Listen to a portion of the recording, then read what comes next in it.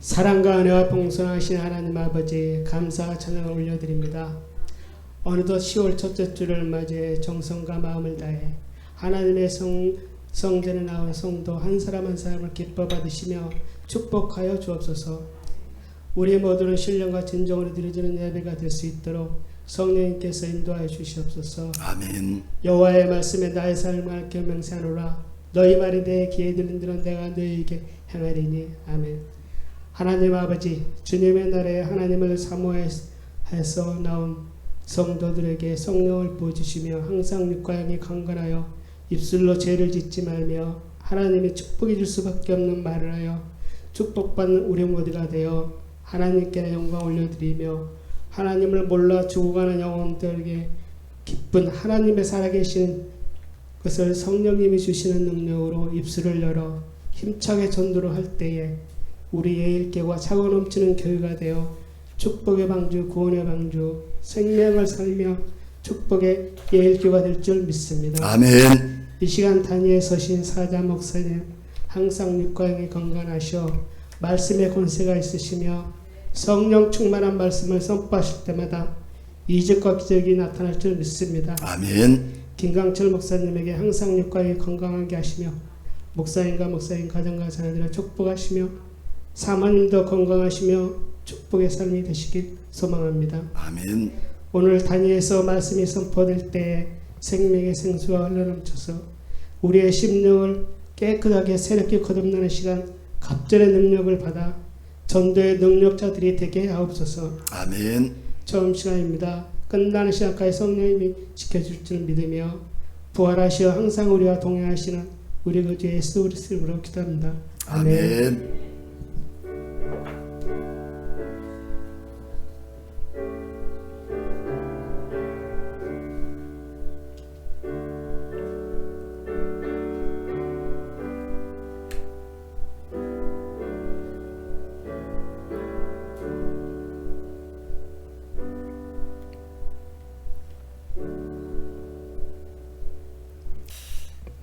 자, 오늘 말씀은 갈등을 넘어서 숙론으로라는 제목을 한번 가졌습니다.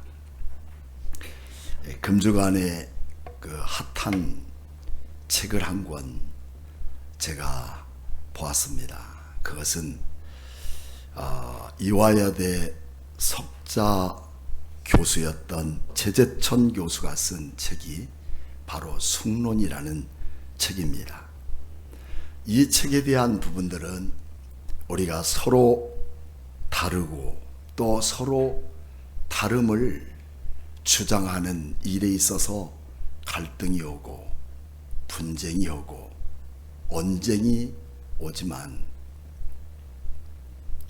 정작 상대방을 고려하지 않고 또 상대방을 존중하지 않으면서 자기 생각만 옳다고 주장하는 것을 통해서 남을 제압하고 남의 인격을 그저 꿇어엎드리게 만드는 이 쾌감과 승리감을 갖게 만드는 세상 속에 절대적으로 필요한 부분이 무엇일까 하는 것들을 기록한 내용이 담겨 있습니다. 물론 그 안에는 자연의 생태계 파괴, 또 정치적 논쟁들, 또 인류의 앞에 내다보이는 각가지의 모습들이 담겨 있는데 우리는 이런 이해관계 속에서 서로의 갈등과 또 마음의 상처들 속에 불거지고 있는 각가지 내용들을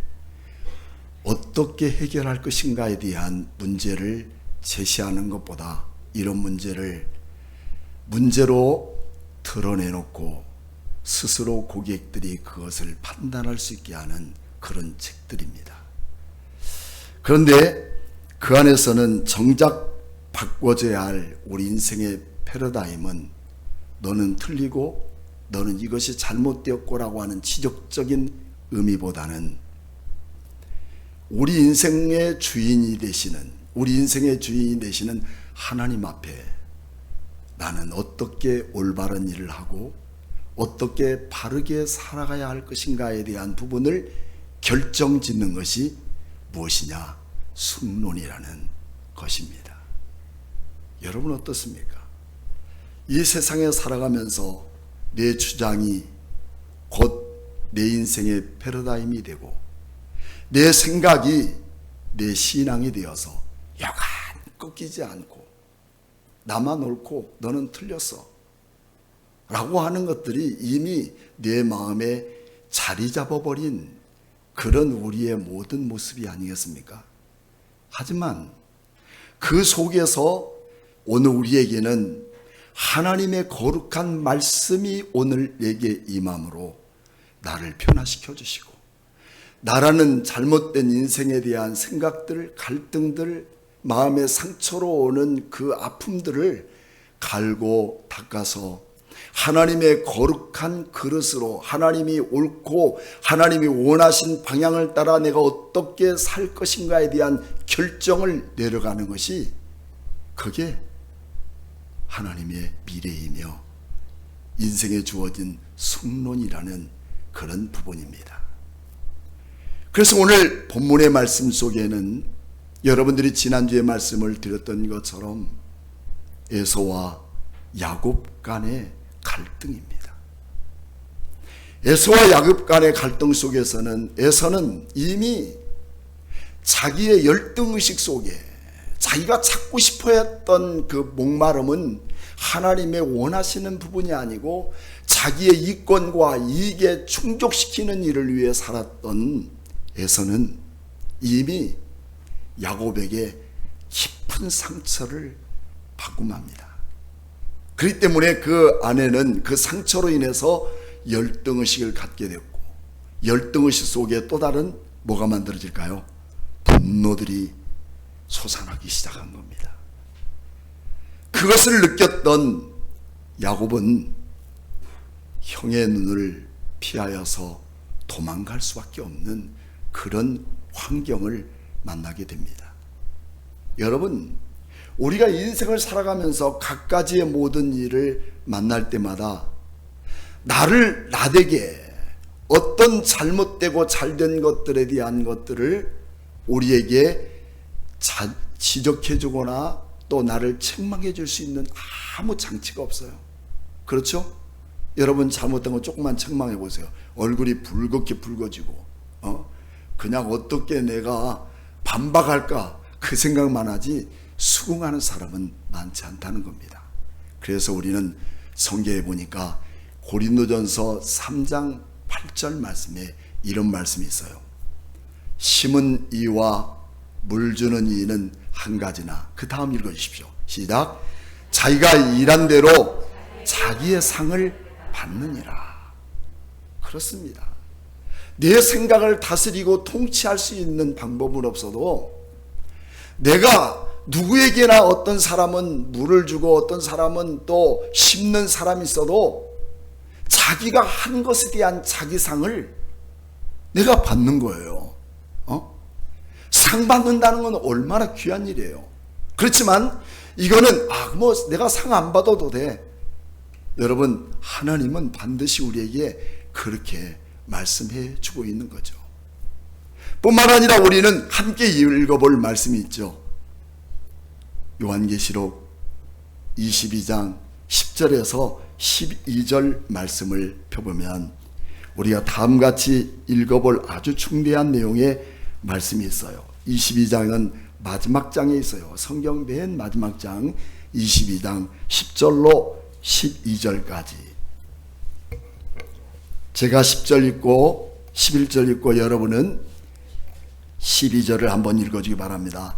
또 내게 말하되 이 두루마리의 예언의 말씀을 임봉하지 말라. 때가 가까우니라. 이 말은 누구에게나 이 말씀을 들을 만한 자격이 있고 들을 만한 귀가 있고 들을 만한 인격이 있다는 것을 말씀합니다. 임봉한 것을, 말씀을 임봉하지 마라. 때가 가까우니라. 불의를 행하는 자는 그대로 불의를 행하고 더러운 자는 그대로 더럽고 의로운 자는 그대로 의를 행하고 거룩한 자는 그대로 거룩하게 하라. 다 같이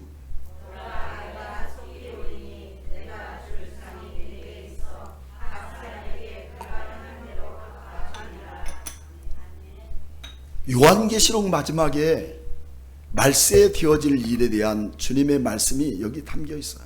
하나님이 그들에게 주어진 상을 내가 반드시 어떻게 했어요?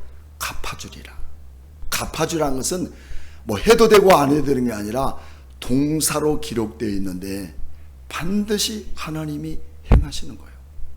근데 그 행하심 속에는 두 가지, 이 네 가지의 글 속에 두 가지로 나눠졌는데 하나는 뭐라고 되어 있냐면 11절에 불의를 행하는 자, 또 더러운 것들을 이익 삼는 자들, 이런 사람이 있는가 하면 또 다른 사람은 의로운 사람과 거룩한 사람으로 나눠집니다.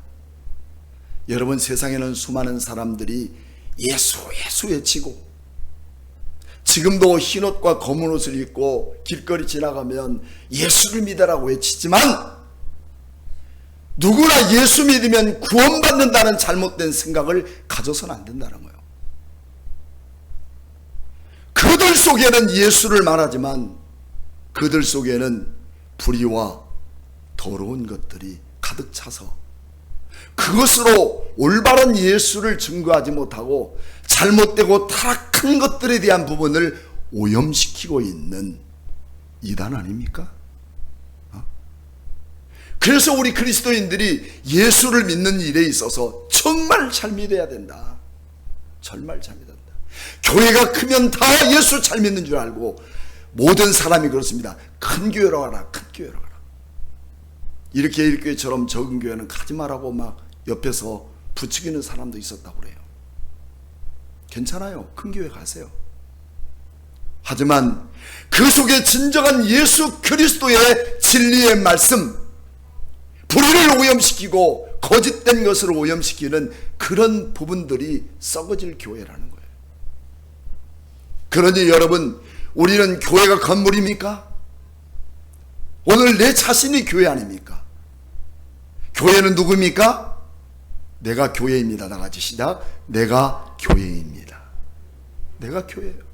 내가 교회가 되려면 내가 예수 믿는 그리스도인으로서 어떻게 살아야 할 것인가에 대한 부분을 분명히 우리는 제시해야 하는 거죠. 그것이 우리 성도에 대한 시그니처입니다. 내가 누구입니까? 세상과 신앙도 분별하지 못하고 거룩한 주일과 세상을 분별하지 못해서 그리스도인의 삶을 포기하는 사람들도 많아요. 진정한 그리스도인, 더 나아가서 우리의 일교회 시그니처는 나는 오직입니다. 오직 믿음이고, 누구나 다 예수 믿지만 나는 오직 믿음, 그것이 따라해 볼까요? 이신득이. 이신득이는 오직 믿음으로 말미암아.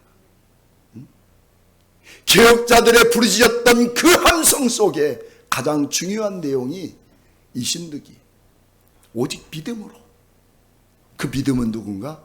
예수 그리스도밖에 없는 거예요.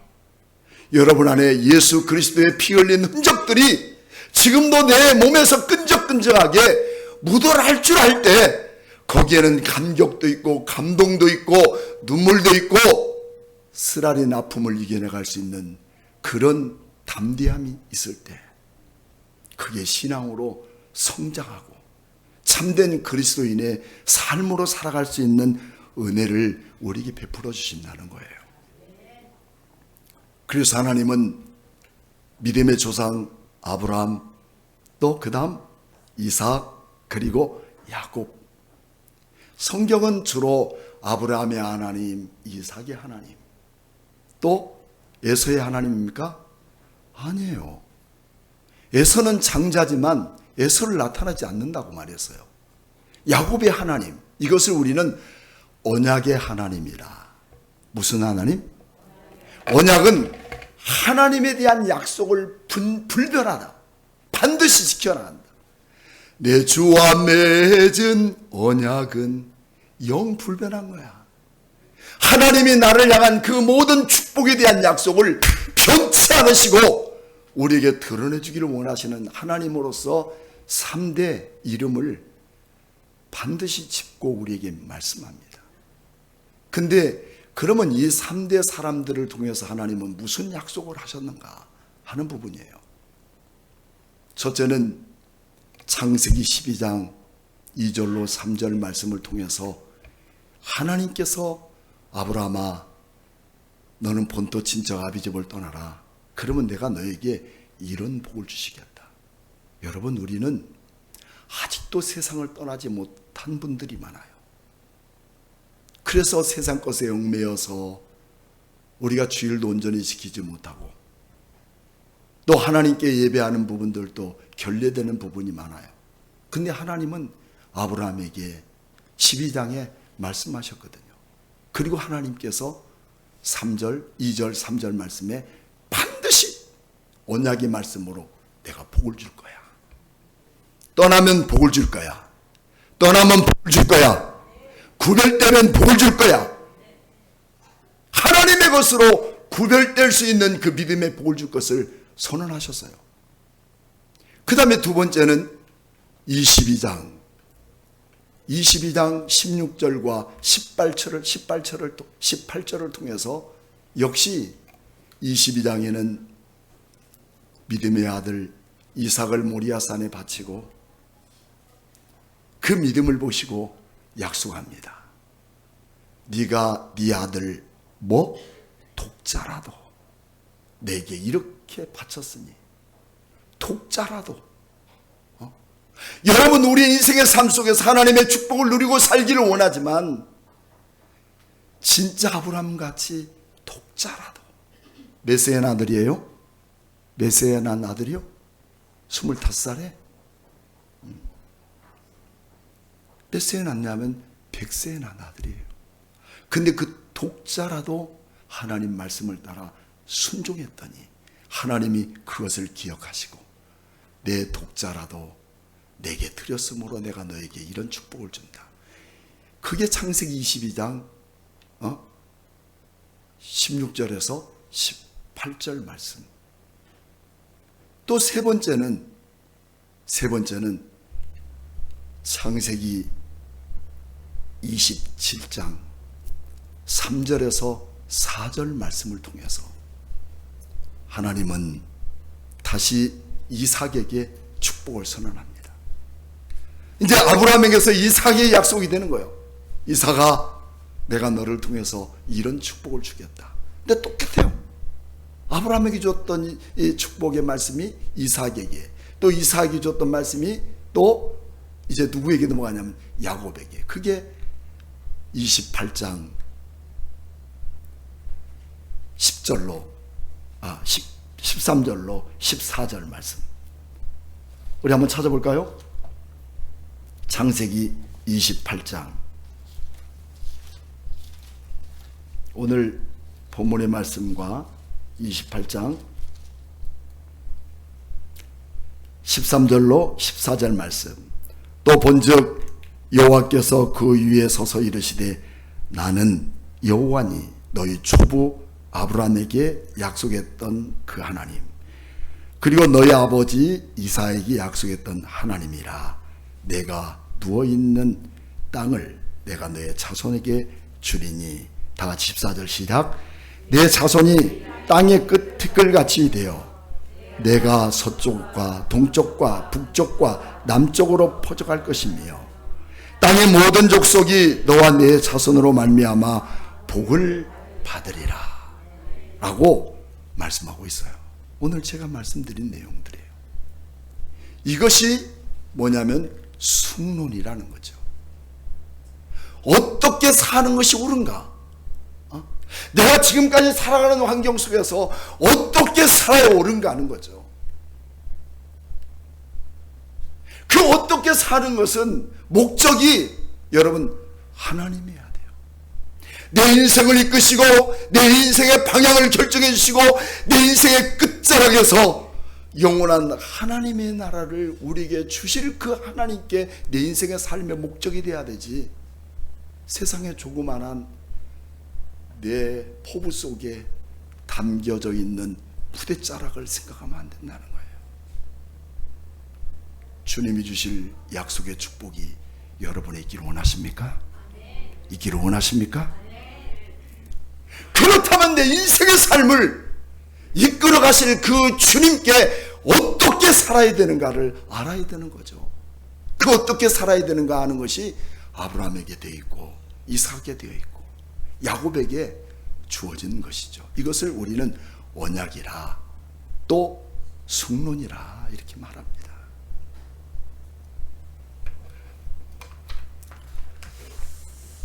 참 믿음 생활하는 것은 쉬운 것 같지만 어렵고 또 어려운 것 같지만 쉬운 거예요. 여러분, 아버지의 별미로 말미암아 야곱에게 부여된 축복의 메시지가 담겨 있는 내용이에요.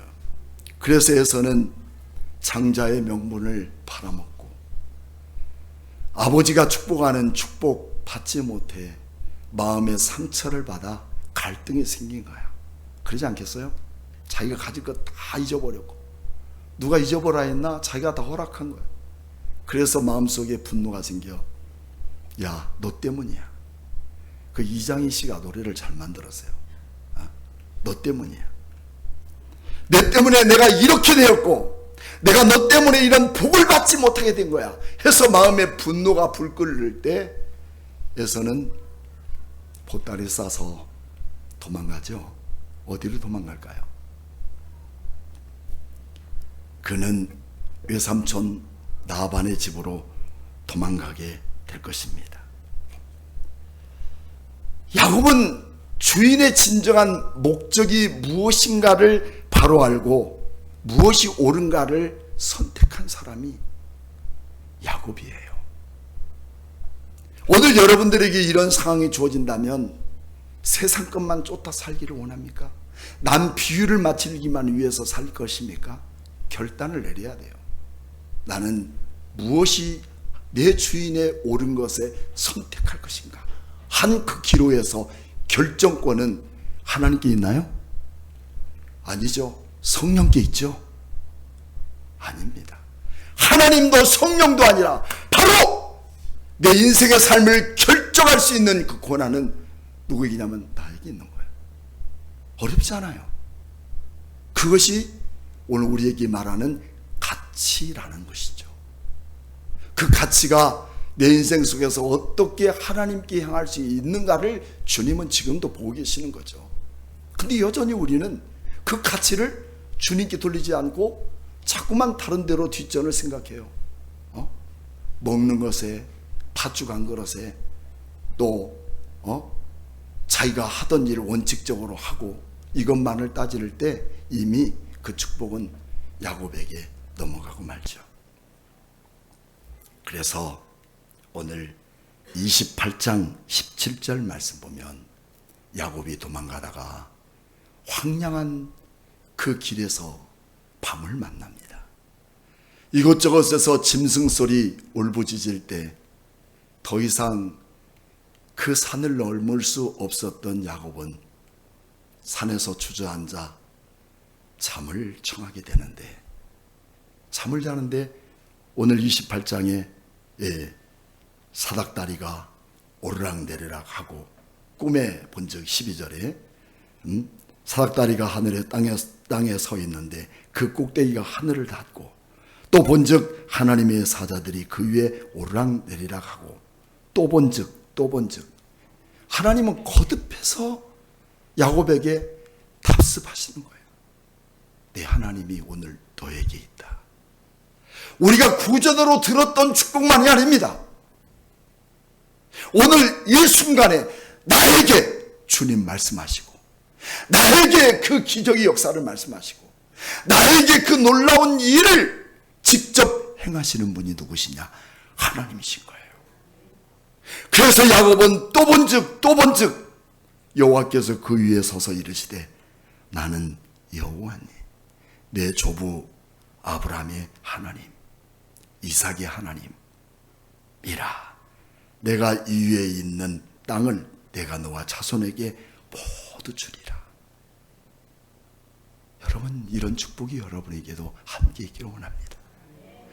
내게 보여지는 것 없고 내가 누려지는 것 없고 내가 손에 쥐운 것 없어도 주님의 그 언약의 약속의 말씀이 내게 주신 것을 통해서 우리는 로또 맞은 거 아닙니까?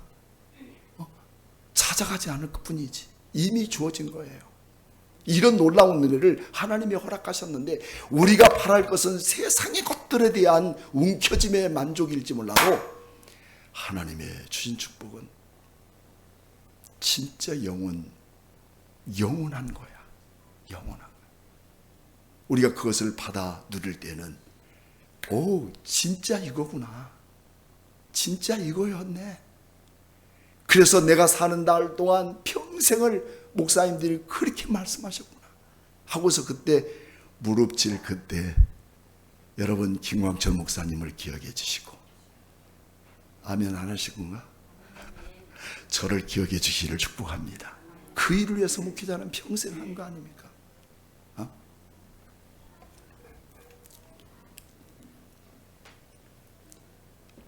여러분, 이는 야곱은 그 꿈꾸던 그 자리에서 일어나서 15절에 말씀합니다. 내가 너와 함께해서 내가 어디로 가든지 너를 지킬 것이며 첫째는 너와 함께한대. 우리 주님이 여러분과 함께함을 믿습니까? 함께하고 두 번째는 너를 지키며 세 번째는 너를 이끌어 이 땅으로 다시 돌아오게 하며 네 번째는 너를 떠나지 않으시리라. 우리 하나님이 늘 우리의 이 세상 속에서 나와 함께 하시는 거예요. 떠나지 않으시는 거예요. 이 놀라운 은혜를 생각할 때 정말 얼마나 감사합니까? 우리 이런 찬송 있잖아요. 언제나 내 모습 너무나 부끄러워 무릎으로 주님께 기도록 가오니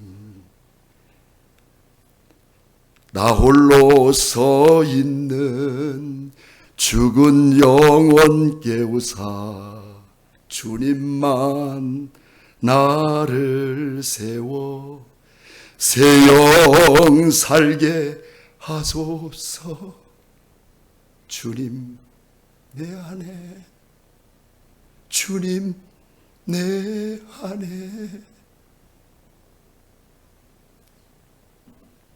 안에 계시고 주님 내 안에 주님 내 안에 나를 세워주소서. 못난 우리 어쩌면 애서 같았던 우리였지만 이제라도 깨닫고 다시 야곱의 하나님께로 돌아올 때 못난 나의 영을 깨우셔서 주님 내 안에 계시게 하신 그 큰 은혜가 여러분 우리에게 다시 새로워져야 되지 않겠습니까? 주님은 이러기를 원하시는 거죠. 오늘 이것은 한 소설에 대한 스토리가 아닙니다. 오늘 우리에게 주신 언약의 말씀이에요. 우리를 살리시는 능력입니다. 그런 놀라운 은혜를 우리에게 베푸시는 것은 나를 살리시고 사랑하시는 하나님의 큰 은혜가 있다는 것이죠. 그리고 18절 야곱이 아침에 일찍 일어나 베개로 삼았던 돌을 가져다가 기둥을 세우고 그 기둥 위에 기름을 부었다 했습니다. 18절 한번 같이 읽어봅시다. 시작.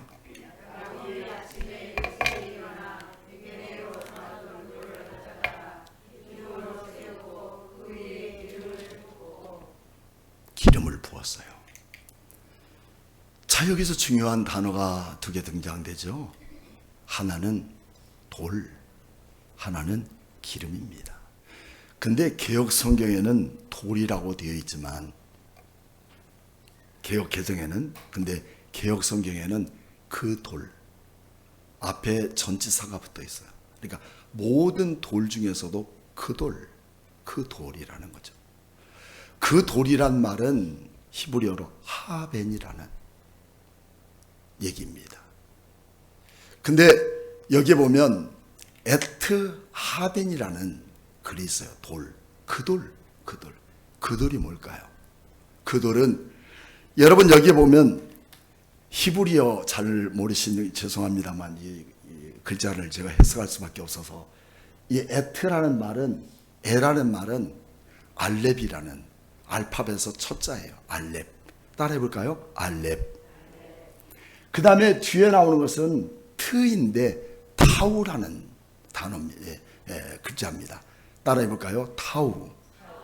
그러니까 알렙부터 타우까지가 우리가 말하면 가나다에서부터 가에서부터 시작해서 마지막 끝절을 말합니다.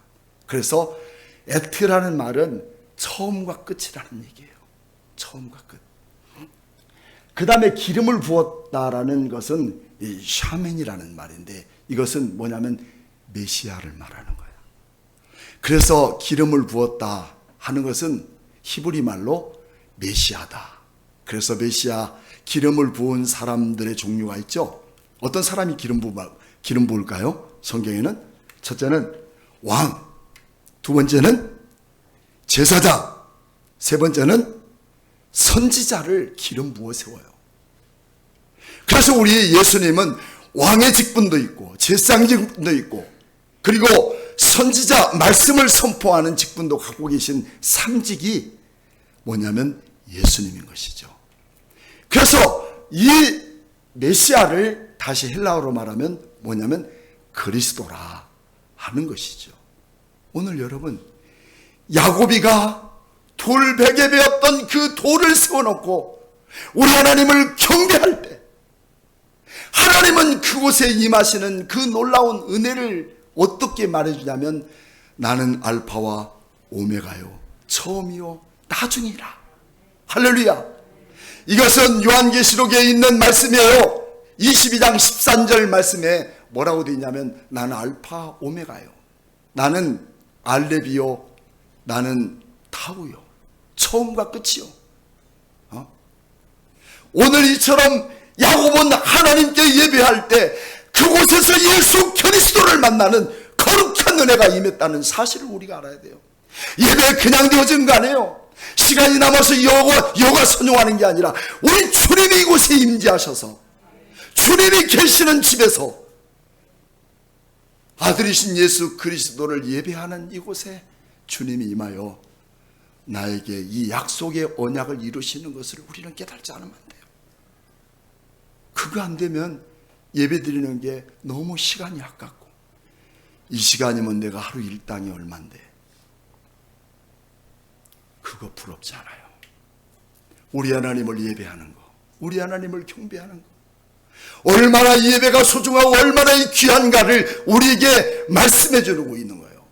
내가 지금 드려진 이곳에서 네가 지금 세운 돌이, 네가 지금 기름 부은 곳이 바로 메시아인 예수 그리스도, 장차 오실 예수 그리스도를 통해서 동과 서와 남과 북으로 흩어진 모든 영혼들이 다시 오실 예수 그리스도가 되어지는 거룩한 나라가 오늘 우리에게 이루어질 것을 선언하고 있는 것이죠. 그럴 때 그 집이 뭐라고 되어 있느냐? 그 집이 베델이라 그렇게 말하고 있어요. 19절에 그 집의 이름을, 그러니까 그 벽에 삼고 잤던 돌멩이를 세워 하나님께 경배했더니 그 집을 무슨 집이다? 베델이라. 그래서 벳엘이라는 것은 엘은 하나님을 의미합니다. 엘로힘, 엘사다이 다 뭐 하던 하나님이에요. 하지만 그것은 다시 말하면 하나님의 집이다. 그것이 우리 주님의 임재하는 것이요, 그것이 하나님의 성전이요. 믿음으로 들었던 이 이삭을 바쳤던 그곳이 1000년이 지날 때 지금은 우리 보이잖아요. 내가 예수 믿고 내가 이처럼 믿음을 지키며 내가 세상의 어떤 것들과 비교할 수 없는 가치가 하나님께 드려진 예배라고 여길 때 바로 그 다음날 네 아침에 우리 아들이 잘 되고 뭐 복받고 그런 거 아니에요. 하지만 하나님은 1000년의 세월이 지나도 바로 그것을 잊지 않으시고 축복하시는 하나님의 은혜가 있잖아요. 저희 아들이 대학교 2학년 때 군대를 갔다 오자마자 12월 달이 됐고 1월 달에 야 선교지 가서 좀 더 쉬었다 오너라. 너무 좋아했어요. 할렐루야 하면서 보따리 싸가지고 아빠 잘 다녀올게요 하고서 외국에 갔죠. 근데 한 달쯤 되니까 편지가 왔어요. 아버지, 선교지라 왔는데 노는 시간 하나도 없고 아침 새벽에도 예배, 하루 종일 성경 공부, 그리고 하루 종일 성경 암송, 잠잘 때에도 예배, 도저히 내 살 수가 없습니다. 그러니 내가 도망가려고 작정을 합니다. 그곳이 태평양이라도 내가 헤엄쳐서 갈 것입니다. 그래서 내가 웃었어요. 그래, 올 것이 왔구나. 그러면서 자기 생각과 맞지 않는 일이 생기니까 지금 분통이 터진 거예요. 그러던 어느 날 새벽에 새벽 예배를 드리고 엎드려서 조는 것 반절, 기도하는 것 반절 했는데 누가 뒤에서 머리를 쓰다듬더래. 기분 나쁘게 누가 내 머리를 쓰다듬하고 뒤돌아봤더니 아무도 없는 거야. 또 엎드렸더니 또 와서 쓰다듬더래. 그때 온몸에서 전율이 확 느끼면서 아무도 없는데 누가 나를 쓰다듬어. 여러분, 마음속에는 부글부글 끓는 그 마음이 있지만 주의 성령께서 그 마음을 어루만지고 계시고 그를 다듬어 보시는 하나님 은혜가 그에게 임할 때 그는 거기서 변화되어 목사가 됐잖아요. 사랑하는 여러분, 지금까지 내 인생의 삶 속에 예배가 실패됐습니까? 하나님을 경배하고 찬양하는 것들이 멈췄습니까? 내 마음을 다하고 내 믿음을 다해서 하나님께 예배드리는 내 삶의 가치가 결정될 때 주님은 그것을 통해서 하나님이 예배의 자리가 되고 하나님이 임재하는 곳이 되어서 내 인생의 삶을 변화시키는 새로운 역사가 나타나서 예수는 그리스도임을 증거할 수 있는 여러분의 삶이 되기를 주님의 이름으로 축복하면서 교회가 여러분이 믿는 이 교회가 여러분이 섬기는 이 교회를 통해서 예수 그리스도가 드러내기를 원하고 예수 그리스도의 뜨거운 심장을 갖고 이웃들에게 복음을 전할 수 있는 우리 예일교회가 되기를 주님의 이름으로 축복합니다.